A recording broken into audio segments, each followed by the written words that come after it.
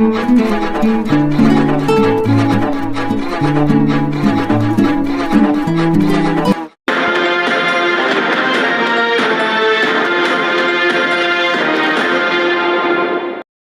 देश की राजनीति में तांत्रिक चंद्रा स्वामी जैसे कई तांत्रिक हुए जिनका सत्ता से काफी गहरा संबंध रहा।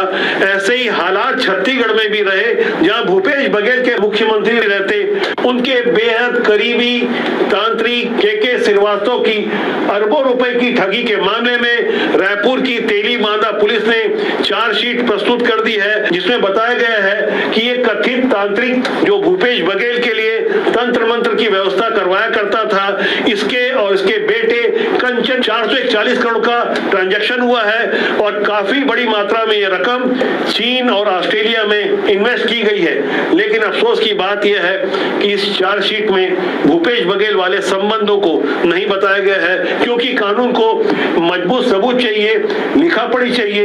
यही कारण रहा होगा कि तेली बांधा पुलिस ने जो चार्जशीट प्रस्तुत की है उसे जानने समझने के बाद आपको यकीन हो जाएगा बिना सत्ता के सहयोग के इतना बड़ा खेला कैसे होता रहा और भूपेश बघेल की इसमें क्या भागीदारी रही। हम आगे इस चार्जशीट को लेकर जो बातें सामने आई है उस पर हम गौर करते हैं। भूपेश बघेल को सत्ता में वापसी का वादा दिलवाने वाला के श्रीवास्तव बड़ी मुश्किल से पुलिस के हाथ में आया है।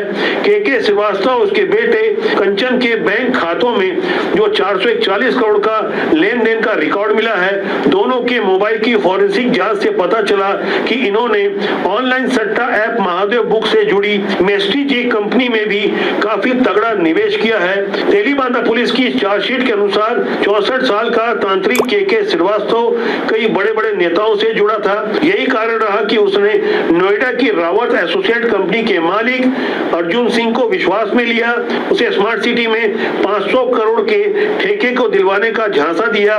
गौर करने वाली बात यह है, यह ठेका मोहम्मद अकबर के भाई असगर के माध्यम से रावत एसोसिएट को मिलना था। ऐसा झूठा आश्वासन देते हुए के श्रीवास्तव ने 15 करोड़ रुपए ऐंठ लिए। ये लेन देन विधानसभा चुनाव के थोड़े ही समय पहले हुआ था। ये सब इसलिए हो पा रहा था क्योंकि के श्रीवास्तव जैसे ढोंगी तांत्रिक को ये अच्छी तरह से मालूम था कि भूपेश बघेल की सत्ता की वापसी होगी, जैसा कि उसने भूपेश बघेल और उनके करीबियों को ये आश्वासन भी दिया था। लेकिन जल्द ही ये बाजी तब पलट गई जब कांग्रेस की सीटें आधी हो गई और भाजपा की इतनी सीटें मिली जिसका अनुमान भाजपा के रणनीतिकारों को भी नहीं रहा होगा। विधानसभा चुनाव के पहले तमाम एग्जिट पोल बता रहे थे कि कांग्रेस की सरकार बनेगी, क्योंकि उस समय माहौल ही ऐसा खड़ा किया गया था। एक हम ही थे जो डंके की चोट पे बता रहे थे कि भारतीय जनता पार्टी को 52 के आसपास सीटें मिलेगी और आखिरकार वैसा हुआ ही।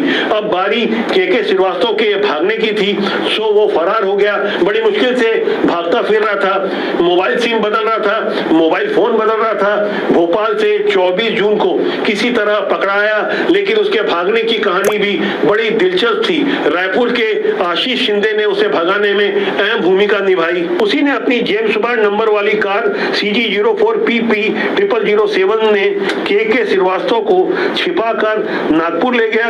वहां दोनों नागपुर में कुछ दिन छिपे रहे और उसके बाद दिल्ली भाग गए। लेकिन रायपुर लौटने के बाद आशीष श्रीवास्तव को जब पकड़ा गया और पुलिस ने अपने स्टाइल से पूछताछ की और जिस तरह से इनपुट मिले, तो पुलिस धीरे धीरे आखिरकार भूपेश बघेल के सबसे बड़े राजदार समझे जाने वाले के श्रीवास्तव तक पहुंची गई। ये के श्रीवास्तव इतना शातिर था कि वो भूपेश बघेल को इस तरह से विश्वास में ले चुका था कि उनके मुख्यमंत्री रहते वो उन्हें अक्सर अपने आश्रम बिलासपुर बुला लिया करता था। वहां प्रोटोकॉल में भूपेश बघेल के लिए ये समय आरक्षित बताया जाता था। अंदर खाने जो कुछ चल रहा था, वहां से जो खबरें निकल कर आई, पता चला कि भूपेश बघेल के लिए खास तांत्रिक पूजा ये के श्रीवास्तव कराता था। ये था तो इतना शातिर, वैसे तो ये दलाली का धंधा भी करता था, कोरबा में राखड़ का ट्रांसपोर्टिंग भी करता था। यही कारण रहा कि कोरबा के विधायक और मंत्री जय सिंह अग्रवाल कई बार राखड़ की समस्या के कारण अपनी सरकार से भिड़ गए थे। लेकिन एक पुरानी कहावत है ना, सैया भाई कोतवाल, तो डर काहे का।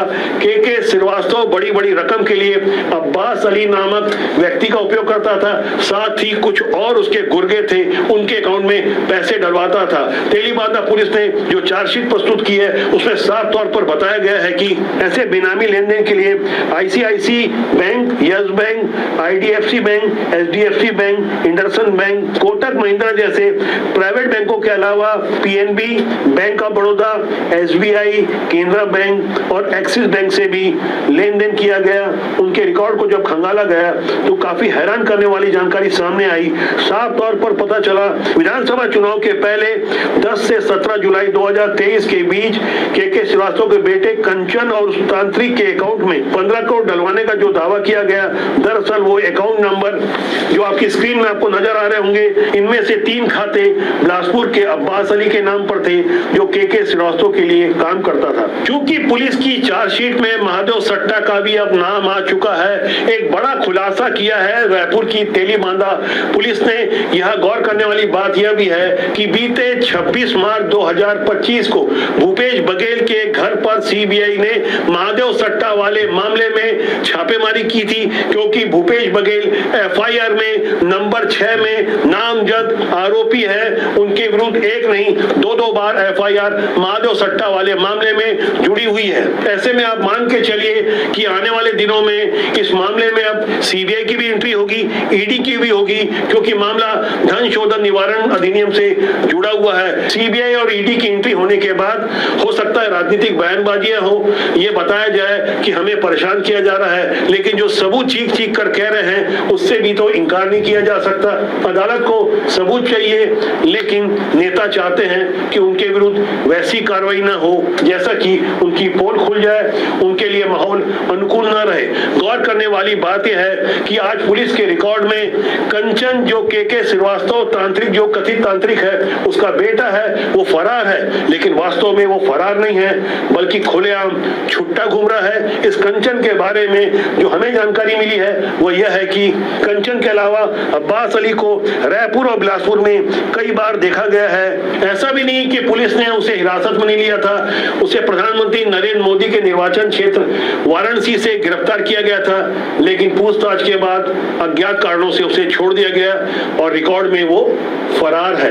ऐसे में आप समझ सकते हैं सिस्टम में कई बार ऐसी विसंगतियां सामने आती है। फिलहाल जो मुख्य आरोपी है के श्रीवास्तव को जिस तरह से सही ट्रीटमेंट मिलना चाहिए वो मिल रहा है, धीरे धीरे वो राज भी उगल रहा है। भूपेश बघेल अच्छी तरह से जानते हैं कि के श्रीवास्तव के पास कौन कौन से ऐसे राज हैं जो भूपेश बघेल के लिए आने वाले दिनों में और ज्यादा बड़ी मुसीबतें खड़ी कर सकते हैं। वैसे ये बात भूपेश बघेल अच्छी तरह से समझते हैं कि उनकी गिरफ्तारी क्यों नहीं हो रही है, उनके बाहर रहने से किनको सबसे ज्यादा फायदा पहुंच रहा है। राजनीति की राहें रफ्तीली जरूर है, लेकिन अच्छे लोग को राजनीति में आना चाहिए, क्योंकि बुरे लोग राजनीति में काबिज होकर सिस्टम और समाज को प्रभावित करते हैं। इसलिए हम बार बार आग्रह करते हैं अच्छे लोग राजनीति में आए, क्योंकि राजनीति बुरी नहीं होती, उसमें काम करने लोग अच्छे या बुरे होते हैं।